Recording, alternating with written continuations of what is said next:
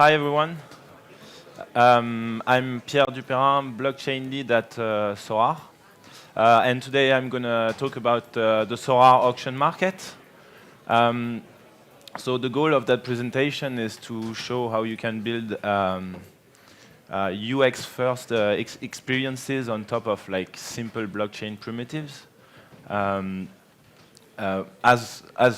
for blockchain, we use StarkEx. We migrated to StarkEx almost 2 years ago in 2021. So for those who don't know, Sorar is a fantasy game where basically game items are licensed collectibles that are represented as NFTs. So here, there's two here, one from Erling Haaland, which is licensed by the Premier League, and one from LeBron James, which is licensed by the NBA.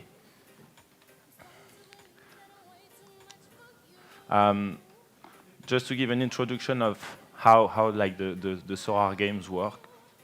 Basically, you can collect and trade those game items, those NFTs. You can either purchase them directly from Sorar, or you can also trade with other managers. We happen to call our users managers because they kind of manage a club, right, with their cards and trading and all of that. Then you play and compete into competition. It's a fantasy game, so it's basically you're gonna like set up your team, and based on real life performance of your players over the weekend, you'll get points. During that weekend, you can enjoy live experience. You can play with your friends. You get live notifications. And at the end of the weekend, you get rewarded depending on where you have ranked, basically, on the leaderboard. And you can earn either other NFTs, also ETH, but also physical items like game tickets, jerseys, and special experiences. So during the World Cup, we had like one special experience for the winners of the competition. They had the ability to go and play with Zinedine Zidane in Marseille. A few numbers on where we are right now in terms of volume. We have over 1 million weekly active users. About 30,000 cards are traded on the platform every day, and about $7 million are exchanged on the platform every week. So now if we go to the auction market, so this is basically what the auction market looks like on Sorar.com. So you have a bunch of cards. Auctions work like this. Basically, they are listed for a set price. All cards start at the same price. The duration of the auction is fixed. Could be a few days, could be more. And then people just bid on the auction. It's an English auction, so basically you have to bid more than the previous bidder. There are small rules. If there is a bid that is put like at the last second of the auction, we'll put 1 more minute on the clock so that other people that want to buy that card can still bid on that card. And at the end of the auction, when the auction expires, basically we take the higher bid and we settle the trade.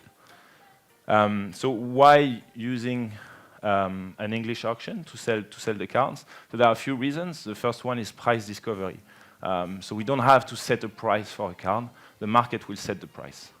The second one is licensing constraints.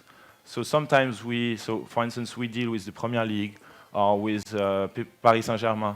And in those contracts, basically, we cannot sell players differently. We cannot say we're going to sell Kylian Mbappé for 100,000 cards and other $100,000 and other players for like $100. We don't have the rights to do that. We have collective rights, so it's a way to put the players at the same price on the market. And finally, it's a game within the game. I mean, the auction market can be strategic. The last minute of the auction can be quite intense for those who are bidding, can be fun to watch as well. So that's why we are using English auctions on our marketplace. In terms of UX constraints, so there's a few UX constraints for those English auctions. It has to be fast, right? Users want to have immediate feedback when they put a bid. It's a payment. When users pay and don't have immediate feedback, they kind of stress out. So it's super important that it is fast. It's a multiplayer game because like multiple players can bid on the same auction at the same time.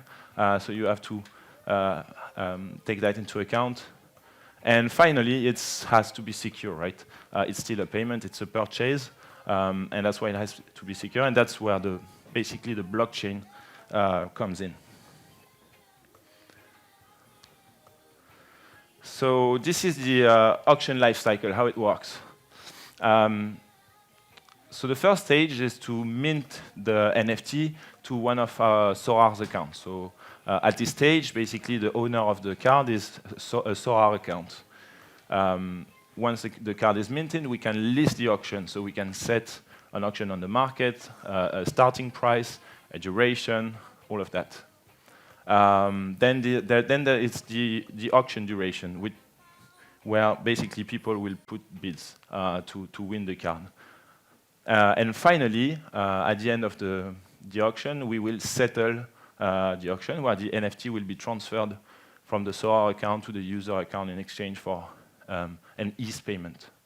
So I think something that is super important is in this slide. So we only touch the blockchains at two places here, when we mint the NFT and when we settle the NFT. So all the auction mechanism is off-chain. And I say for people that build on top of blockchain, you should only use the blockchain when you have to, because UX on the blockchain is not perfect, right? Whereas if you have like a Web2 experience, it's better UX. So yeah, I guess that would be the main thing to remember is don't build on chain what you don't have to. So I'll enter a little bit on the detail of how that works actually off-chain. So whenever a user wants to submit a bid, he basically sends us a commitment. That commitment says, I want to buy that NFT for that amount of ETH, and that's what they send. Basically, that's how it looks like. There is a signature, which they basically sign that commitment with their own wallet.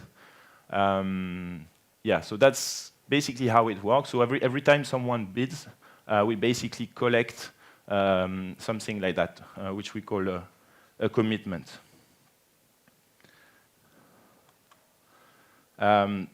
So at the end of the auction duration, we've collected all those commitments, and it's time for settlement. And the commitment I showed previously is kind of it's what we call a limit order in the StarkEx context. And basically, to settle, we just need to match two orders. So at the end of the auction, Sorar will produce an order that we will sign with our account, saying we sell that card for that much amount. And the party B order you see here is the one I showed previously. So basically, we have those two matching orders. We bind them together in something that we call a settlement request, and then we send that basically to a StarkWare gateway. And then basically, for those who don't know, StarkEx is some kind of a SaaS platform. It's an application-specific rollup that basically does minting, trading of tokens. Could be ETH, could be ERC20, ERC721. I think they just added support for ERC1155s as well. So basically, we submit that settlement request to StarkWare. They generate a ZK proof, and then this gets applied to the layer 2 state, and then is committed on chain. So there is one thing that is quite important. So as all the auction is off chain, we have to manage user balances off chain. As I said, a bid is a commitment, and users should not be able to retract from a bid. Otherwise, it kind of breaks the whole auction process, because you could just come in, put a high bid, and actually not pay, and then basically you break the auction market. So how do we do that? So we have a concept of balances. We have two types of balances for every user. There's one we call the total balance, which is the exact amount of ETH they have on layer 2. And then we have a concept of what we call the available balance, is the user total balance minus all the pending commitments. So they can bid on several cards at the same time. They can also make an offer for a card. So someone can come to my gallery and say, I want to buy this card for 1 ETH. That's also a commitment. So we keep track of all those commitments. So whenever a user makes a bid, we have to check, is that bid amount less than the available balance?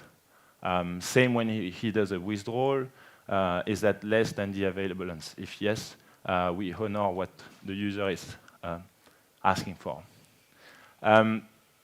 You might ask, so what about like self-custody, if we have to approve withdrawals and payments?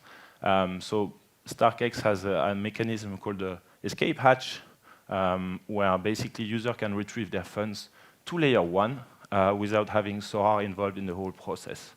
The good thing for us is that this whole escape hatch mechanism has a duration. It lasts for 7 days. So basically, the user will initiate an escape, and it will only be able to actually retrieve the funds 7 days later. So what that means is that all our auctions are less than 7 days long.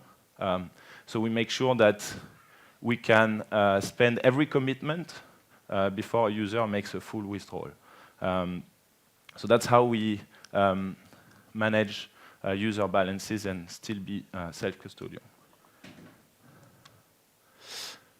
So on this, I wanted to do a demo, but I don't have access to a computer, so I recorded this. So basically, this is 2 users, one on the left, one on the right. They bid on the same card.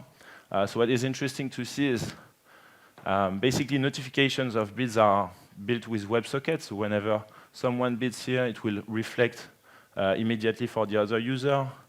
What is interesting as well that you can track is the balance here. It automatically updates when I bid.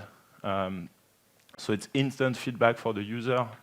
And same if someone bids, basically the amount of my previous bid goes back to my balance. So this is what the UX looks like.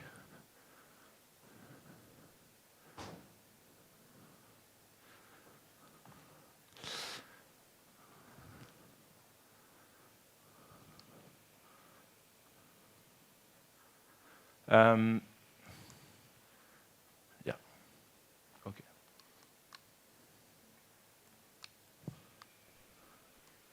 Doesn't work. Okay. Yeah.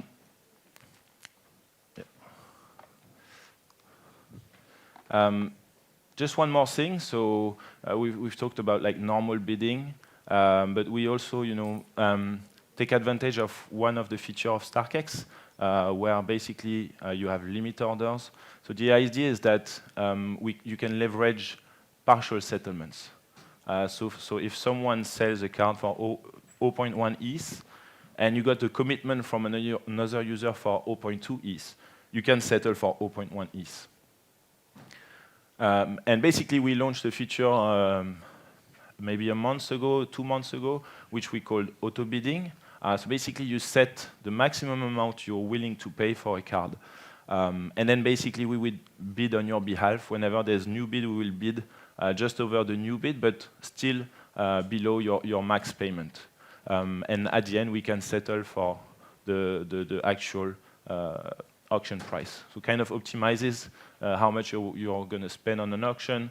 If an auction, because we have like auctions running 24/7, so if it's in the middle of the night at 2 a.m., 3 a.m., you might not want to wake up at that time, so you can just set a max bid.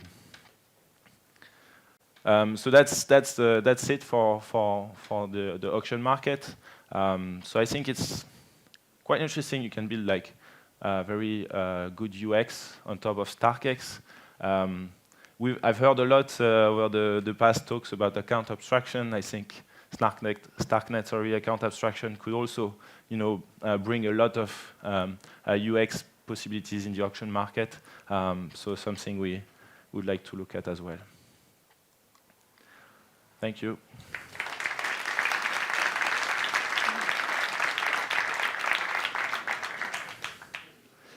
someone has questions. Yeah.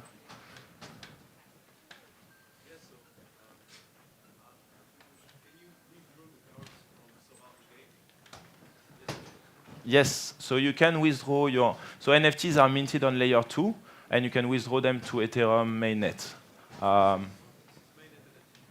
Sorry? Yes, yeah. Yeah, so the question was, can you move your cards to layer 1? Can you sell them on OpenSea if you wish to?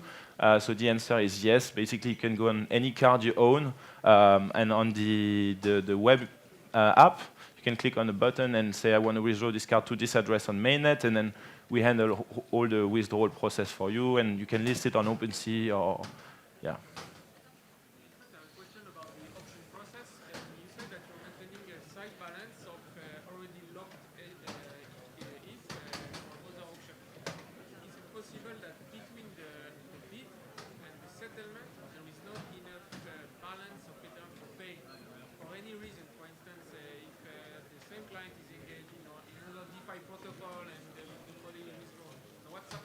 Yeah, that's a good question. So the question is there a risk that a user cannot actually make the payment at the end of the auction because he used some of his balance for something else?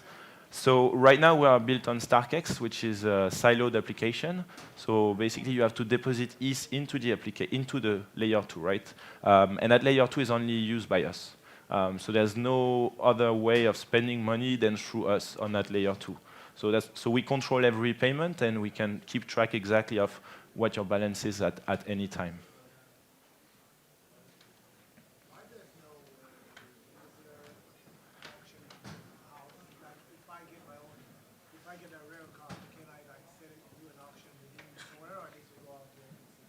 So if you own, what can you do once you've purchased the card? Can you sell it on Sorar? So we have a secondary marketplace on the website where users can sell their cards, list their cards. So you cannot list auctions, but you can list for a set price. So the card that you purchase, you can say, I want to sell it for 1.2 ETH. And that is then there is a public marketplace where Sorar users can go to, filter all of that, and they can purchase your card from there. Or you can also make direct offers to other users, like more in a OTC fashion. When StarkNet will be at scale, what will you still use StarkEx, and so why? And what are the different pros and cons of StarkNet and StarkEx for an application like? Yeah, so the question is, when StarkNet is mature, would we migrate to StarkNet, or would we stay on StarkEx? What are the benefits? So I would say, like, today StarkEx is a single application layer 2. It does minting and trading, and it does it fairly well. It's optimized for that, so in terms of cost, it's really, really good. It's performant. So we're quite happy with that. The downside is that it's siloed, right? So you cannot like deploy custom logic.